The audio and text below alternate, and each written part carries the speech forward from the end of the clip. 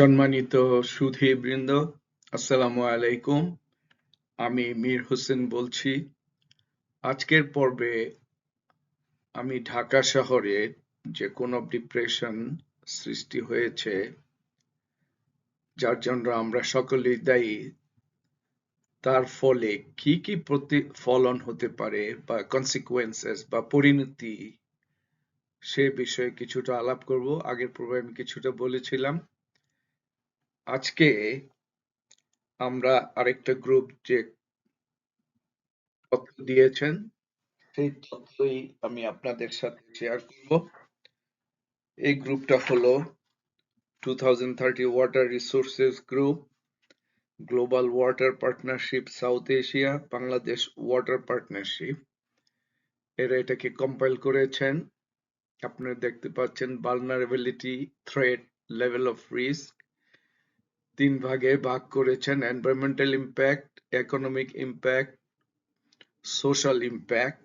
এছাড়া আমাদের দেশের পরিপ্রেক্ষিতে আরো ভবিষ্যতে অ্যাড করা যেতে পারে বিভিন্ন বিষয়ের রিস্ক নিয়ে। এনভায়রনমেন্টাল ইম্প্যাক্টের মধ্যে প্রথম দেখাচ্ছেন ওনারা land সাবসিডেন্স is very high, reduction of water nearby rivers, lakes and wetlands medium। এটা হলো যে আমরা এখন দেখছি, আগে অনেক বেটার ছিল, লট অফ ওয়াটার, বাট ভবিষ্যতেও আবার এটা কমে যেতে পারে আপস্ট্রিম রিজিয়নে যদি কোনো ব্যারেজ বা ড্যাম সৃষ্টি করে পানি ডাইভার্ট করা হয়। Degradation of plant health low, but drought হলে it will be very high, so it depends on the situation. Earthquake তারা বলছেন low।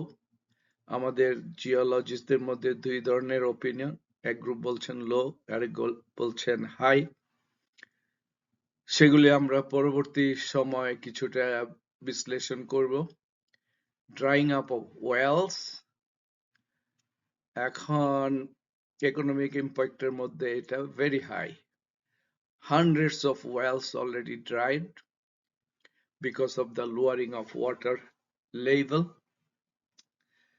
and higher water treatment cost. It depends on আমাদের দেশের পরিপ্রেক্ষিতে যদি এটা মিডিয়াম হয়, আমাদের সেগুলি দেখতে হবে।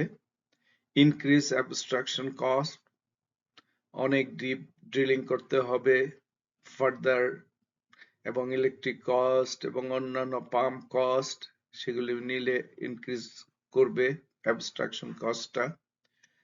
সোশ্যাল ইম্প্যাক্টের মধ্যে আসছে shortfall in drinking water supply, তারা বলছেন very high, and social unrest will be very high. So ওনারা একটা খুব ভালো কম্পাইলেশন ওয়ার্ক করেছেন। তো এই বিষয়গুলি ফার্দার আমাদের অ্যানালাইসিসের প্রয়োজন আছে দেশের পরিপ্রেক্ষিতে। এখন এই যে কোন ডিপ্রেশন বা রিচার্জ ডিসচার্জ, এ নিয়ে আমাদের সাবসারফেস ইনফরমেশন জানা খুবই প্রয়োজন। এখানে আমি দুইটা গ্রুপের কাজকে আপনাদের সামনে তুলে ধরেছি, এবং আপনারা সহজে দেখতে পাবেন যে বাঁদিকের গ্রুপ এবং ডান দিকের গ্রুপের মধ্যে কোনো বিষয়ে বেশ অমিল রয়েছে। যেমন বাঁদিকের গ্রুপ বলছে টপ সয়েল 3 মিটার, ঠিক। ডান দিকের গ্রুপ বলছে 10 metre, which is 7 meter difference. It's a big difference. Equitard, that impervious layer on top of the upper Dubitula aquifer, বাঁদিকের গ্রুপ বলছেন 11, ডান দিকের গ্রুপ বলতেছেন 60 মিটার থিক। সো এই বিষয়গুলো খুব ভালোভাবে দেখতে হবে, কেননা স্টেবিলিটি, ইঞ্জিনিয়ারিং, কনস্ট্রাকশন অনেক কিছু এখানে জড়িত। ডুবিটেলা, আপার ডুবিটেলা একুফার থিকনেস ওনারা দেখাচ্ছেন বাঁদিকের গ্রুপ 23 মিটার, ডান দিকের গ্রুপ বলছেন 40 metre. 7 metre difference is very high difference. সুতরাং এগুলি আমাদের দেখতে হবে 17 মিটার I think.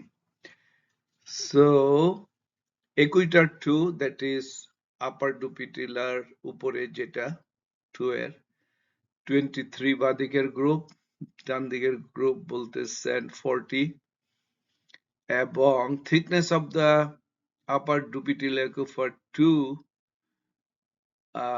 ওনারা বলতেছেন 97 বাদিকের গ্রুপ, ডান দিকের গ্রুপ বলতেছেন 90 metre, which is very close, very good. Aquifer 3 তে একুইটার হলো বাদিকের গ্রুপ 16 মিটার আর ডান দিকের গ্রুপ বলতেছে 40 মিটার। একুফার লোয়ার ডুপিটিল একুফার ডান দিকের গ্রুপ বলতেছেন 80 metre, which is very good, and বাম দিকের গ্রুপ বলতেছেন 43 মিটার, so on. So এই যে ডিফারেন্স গুলি এগুলি সাংঘাতিক, আই মিন খুব ভালোভাবে পরীক্ষা নিরীক্ষা করতে হবে আমাদের যাচাই বাছাইয়ের জন্য পানির কতটা আছে রিজার্ভ বা স্টোরেজে এবং কতটা সাপ্লাই করা যায়। এবার আসুন এখানে আমরা একটা জিনিস দেখতে চাচ্ছি, সেটা হলো যে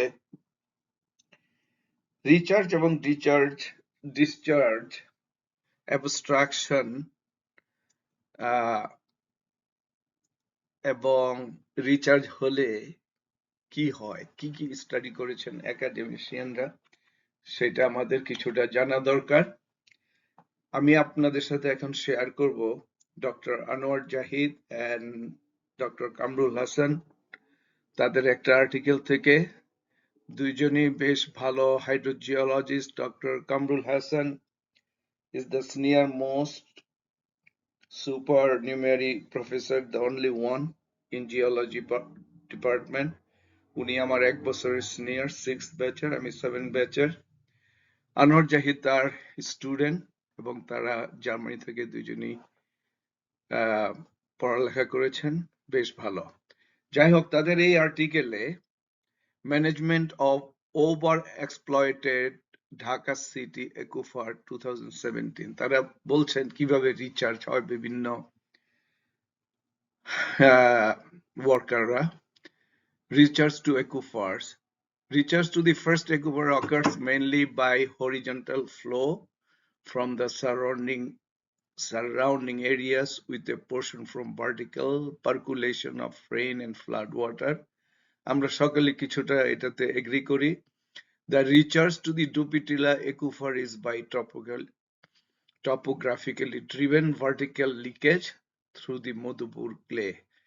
এই স্টেটমেন্ট আসতেছে আমাদের দুইজন বিখ্যাত hydrogeologist, Kazi Mutin Ahmed. Now he is a dean of geology department. I think Hassan has just left recently, retired.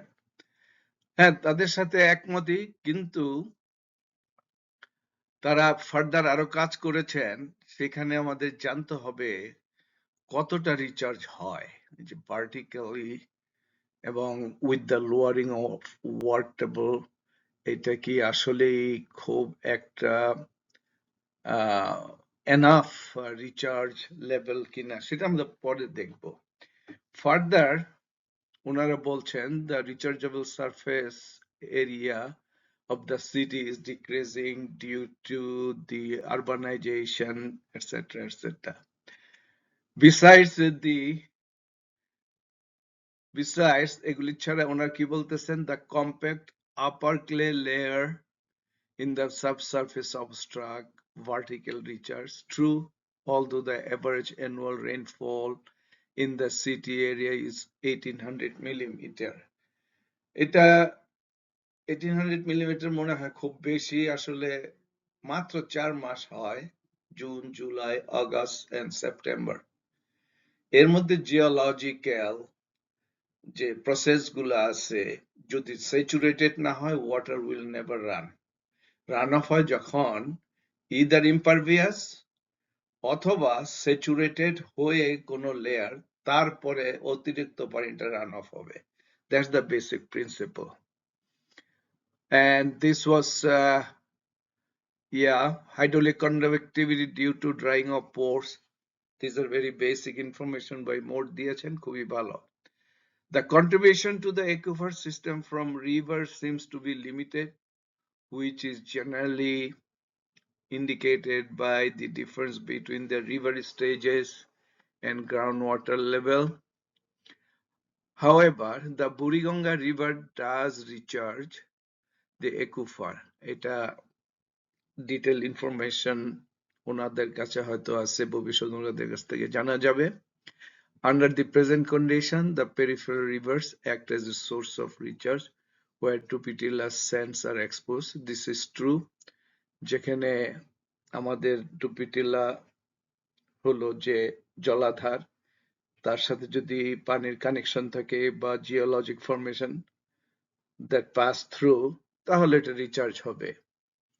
Leakage from the water distribution lines and sewage system is also adding water to the aquifer, but these are inadequate in compensating for the loss of natural recharge. I agree with Dr. Ahmed because আমি কয়েকটা pump station 2023 তে দেখেছি the leakage, but again question is vertical conductivity অথবা horizontal conductivity. It doesn't make much. So এ নিয়ে controversy আছে এবং এই সম্বন্ধে আমাদের অনেক কিছু জানতে হবে. আমরা ইনভেস্টিগেশন করলে পরে সেটা বের করতে পারবো.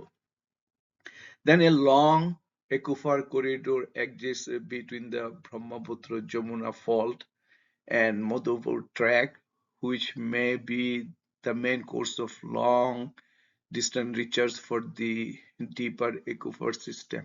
Rahman, I think he's engineer, উনি এটা বলেছেন.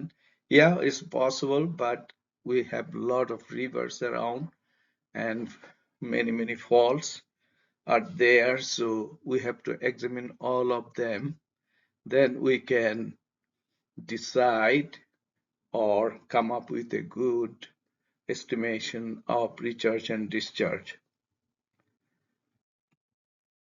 এখানে আমি আপনাদের সাথে শেয়ার করতে চাই, আমি জিওলজিক্যাল সার্ভে অফ বাংলাদেশ একজন জিওলজিস্ট মিস্টার জাকির হোসেন এবং ভাস্কর Ramchandra, Sushil Kumar and Prashun Kumar Gupta. They are from Bangalore, India, geoscientists বা geologists, hydrogeologists মিলে এই পেপারটা করেছেন.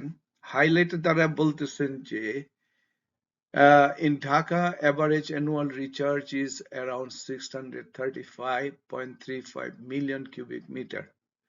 It's annually, which is almost equal to rainfall. তো এই জিনিসটা আমাদের বুঝতে হবে. Rainfall recharge contributes around 7.1%. Lateral and unaccounted recharge contributes about 51.8%, which is very high. But আমরা ঠিক মতো জানি না এটা কি বালু তুরাগ দিয়ে হচ্ছে বা বালু রিভার দিয়ে হচ্ছে, বুড়িগঙ্গা দিয়ে হচ্ছে, and টঙ্গী খাল দিয়ে হচ্ছে কি না আমাদের জানা নাই. এই বিষয়ে খুব একটা মনে হয় এই জন্য ওনারা ঠিক মতো ডেটাগুলি দিচ্ছেন না, পারতেছেন না, কারণ it involves a lot of things. Urban return flow contributes 35. এটাও controversial, questionable. এটাকে বিশদ ভাবে ইনভেস্টিগেট করতে হবে. এখন আমাদের lot of leak detector আছে, সুতরাং এটা কোনো ব্যাপার না. We need a good planning. So তারা যে এই কথাগুলি বলছেন এগুলি পরীক্ষা করতে হবে. অনেক questionable, but good start, I would say. Lot of information collect করতে হবে. বাদিকে আপনারা দেখতে পাচ্ছেন যে trend of groundwater level in all zones of Dhaka. একই ধরনের ট্রেন্ড, কোথাও বেশি কোথাও কম, কোথাও খুব বেশি. এবং নিচের যে বার ডায়াগ্রামটা ওনারা দেখিয়েছেন difference in annual ground recharge and draft, এতে দেখা যায় 2001 থেকে 2015 এই হলো তাদের ডেটা. তারপরে যে 10-15 বছরের 10 বছর এই ডাটা নাই. কিন্তু তাদের এই ডেটা থেকে দেখা যায় রিচ অ্যাবস্ট্রাকশন বেড়ে যাচ্ছে, রিচার্জও বেড়ে যাচ্ছে অলমোস্ট একই রেশিওতে। এর জন্য কোনো ডিপ্রেশন হওয়ার আমি কোনো তেমন মনে করি না। যে যেহেতু রিচার্জ হচ্ছে, কোনো ডিপ্রেশন এত বড় হওয়ার জন্য অনেক কিছু দরকার, অনেক অ্যাবস্ট্রাকশন।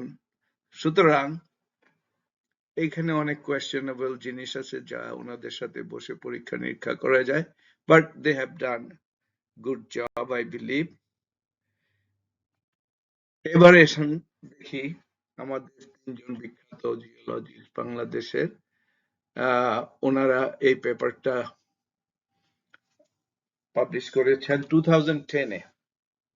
খুব সুন্দর একটা article, prospect of artificial recharge for augmentation of the upper Dubiti Aquifer in Dhaka city, Bangladesh. Sharmin Sultan, Professor, she is a hydrogeologist, and Professor M.A. Mutin Ahmed is a hydrogeologist, now he is a Dean of Geology Department. And Mr. Buddhuddhuja Mia, he is a Chairman of Geology Department. All of them are very talented scientists, এবং তাদের কাজের তারা ঢাকা শহরে 5টি research এরিয়াতে ভাগ করেছেন। Open or unpaved area, vegetation reflection, remote sensing data দিয়ে, এরিয়াল ফটোগ্রাফ দিয়ে।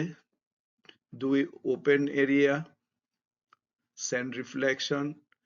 3, low lying area, depression. 4, natural water body besides periphery. and 5, water body.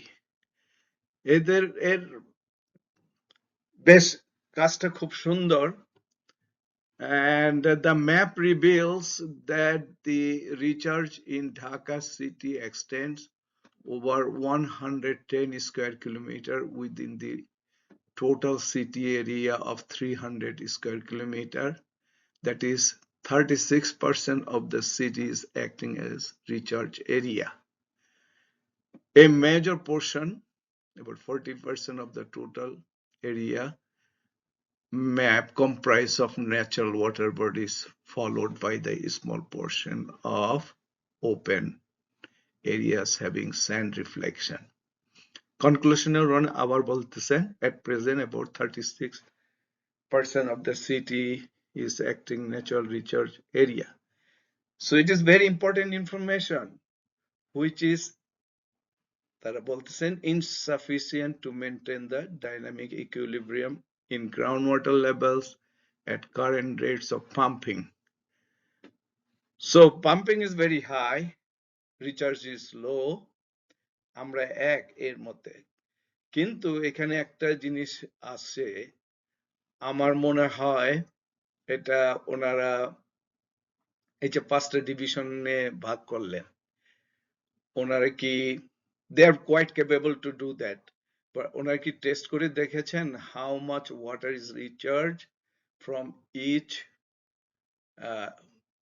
areas of 5 division? আমার মনে হয় না। কেন? কারণ it cost a lot, they don't have fund. It is my experience in Bangladesh and other areas, I know, but they are quite capable to do it. So what is in front of us, that we need to give them money to investigate it. Let's see how much is recharged from the surface level, but otherwise it's a good project. এ হলো যে academicianরা always কাজ করেন basic things, very important, with limited resources. তাদের পয়সা নাই, কেউ fund দেয় না। এত বড় ঢাকা শহর 370 স্কয়ার কিলোমিটার, ওয়াসা পয়সা দেয় না, অন্য গভর্নমেন্ট কিছু দেয় না, ওরা বুঝেও না, পলিসি মেকারও বুঝে না জিওলজিস্ট কি বলতে চাচ্ছে, এবং তারা ফেলে দেয় পানি আসলেই হলো। কিন্তু এতে যে কত বড় বড় সর্বনাশ হয়ে গেছে তারা একটু পরে টের পাবেন। এবার দেখেন ঢাকা ওয়াসার আপার ডুপিটিলা সম্বন্ধে তারা কি বলতেছেন।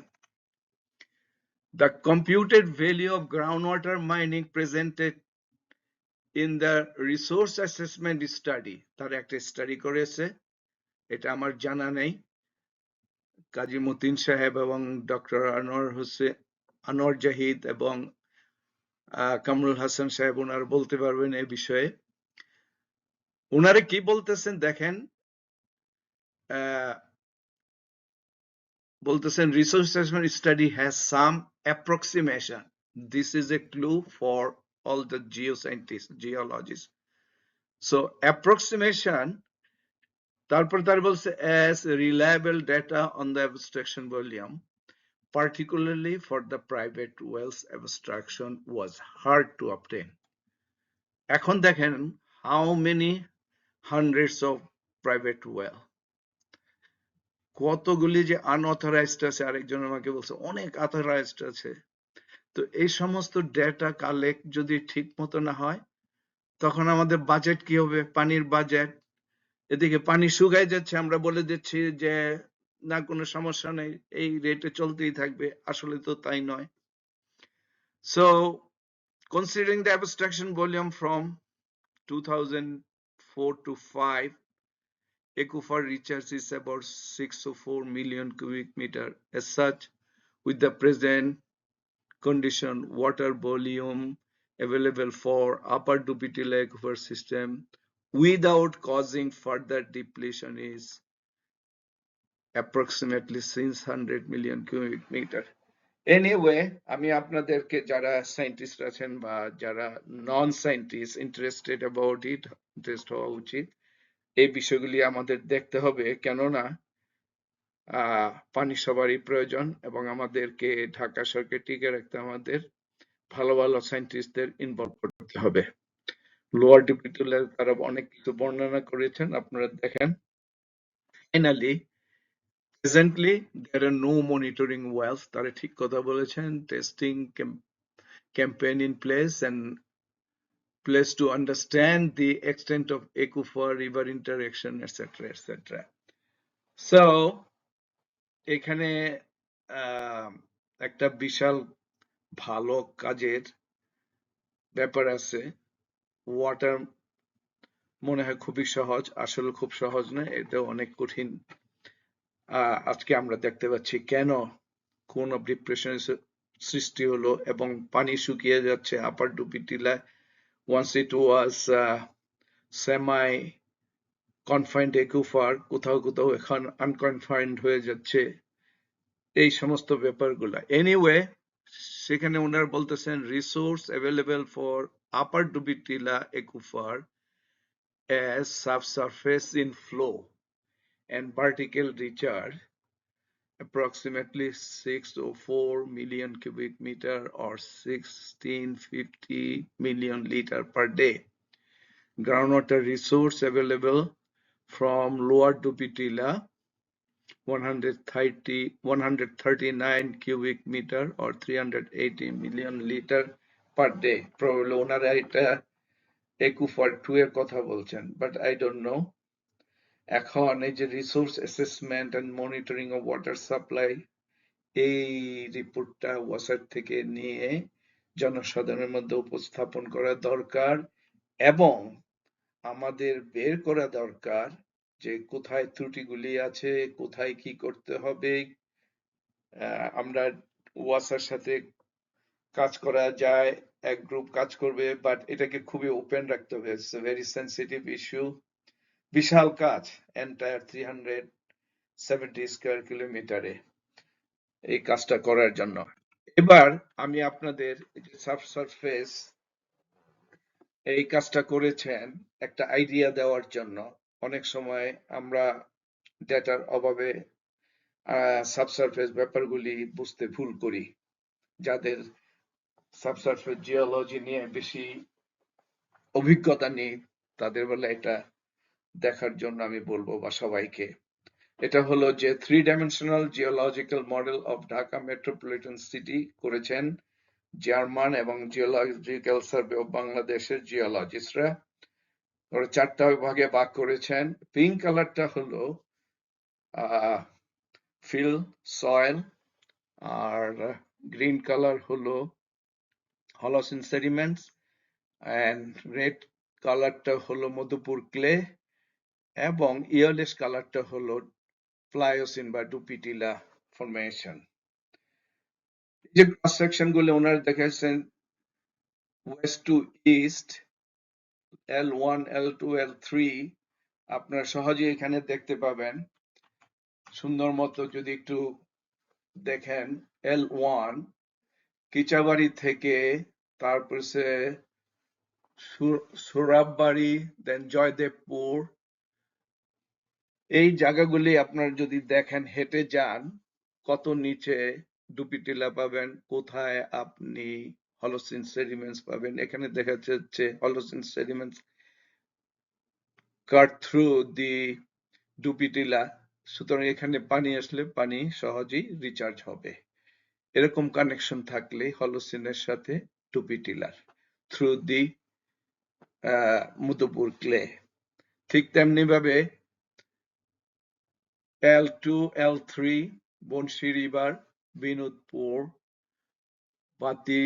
বাসিরা, রূপগঞ্জ ইত্যাদি আপনারা এখানে সহজেই দেখতে পারবেন। এগুলি ভালোভাবে তো ইস্ট টু ওয়েস্ট কিছু করেছেন, এলে খুবই যে আরো ডিটেইল ইনফরমেশন হাইড্রোজিওলজিস্টদের কালেক্ট করতে হবে in terms of groundwater prospect analysis. It's generic, but it helps geologists and non-geologists সবাইকে সহজে বুঝার জন্য। এখন দেখেন নর্থ টু সাউথ যে ক্রস সেকশন তিনটা দেখিয়েছেন ওনারা, ঠিক একইভাবে মধুপুর টপ 1 L1 মধুপুর থেকে আপনার সাভার, দেন হেমায়েতপুর, and L2 থেকে L2 prime, Parbatapur, Kashimpur, Ashulia, it gives you a clear idea about the subsurface কিভাবে, এটা লিমিটেড একটা ডেপথের জন্য ওনারা দেখিয়েছেন, খুব সুন্দর কাজ, বিউটিফুল। ঠিক তেমনি ভাবে L3 L4 জয়দেবপুর থেকে যদি আপনি হাঁটা দেন, এসে যদি বুড়িগঙ্গা রিভারে দেখেন, Buriganga river connected to the Dupitila, আমাদের যে আপার ডুবিটিলা একুফার। এখন আপনারা বুঝতে পারেন কিভাবে বুড়িগঙ্গা থেকে পানি রিচার্জ হয়। ঠিক তেমনি ভাবে আমাদের দেখতে হবে বালু river, Turag river, Tongi river এবং আশেপাশে অন্যান্য রিভার গুলি কিভাবে বিহেভ করতেছে in terms of contributing ground water recharge. তারপর এখানে আবারও আপনারা দেখবেন যে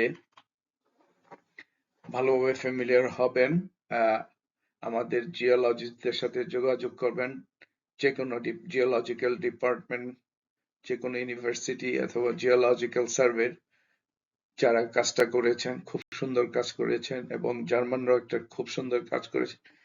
এখান থেকে আমাদের অনেক কিছু জানার ব্যাপার আছে। ফাইনালি আমি এটাই বলবো যে আমাদের অনেক কাজ আছে এখানে জিওলজিস্টদের, নন জিওলজিস্টরা বুঝবেন, আমাদের উপস্থাপন করতে হবে তাদের কাছে এবং কনভিন্স করতে হবে। যেমন পলিসি মেকার, পলিটিশিয়ানদের, এখন তো অনেক তথ্য এখানে আছে, এই ডেটাগুলি নিয়ে সবাই আলোচনা করা দরকার, ইঞ্জিনিয়ার, জিওলজিস্ট, এবং আমাদের we have to develop a good work plan. তো আজকে এখানেই রইলো যে আমি একটা আইডিয়া দিতে চাইলাম কি কি হতে পারে কনসিকুয়েন্সেস গুলা এবং কেন হচ্ছে, এবং এর মধ্যে ডেটা কিছু এমবিগুইটি আছে অবশ্যই বোঝা যায়, এগুলিকে রিমুভ করে কিভাবে একটা মোস্ট অ্যাকসেপ্টেবল সাইন্টিফিকলি প্রজেক্ট আমরা তৈরি করতে পারি এবং ঢাকা শহরকে প্রোটেক্ট করতে পারি, সেই বিষয়ে আমাদের কাজ করতে হবে। পরবর্তী পর্যায়ে আরেকটা পার্ট 4 আমি আপনাদের সাথে আরো কিছু শেয়ার করব। আজকে এই কথাই রইল, এতটুকু রইল। আপনাদের সবাইকে ধন্যবাদ। খোদা হাফেজ।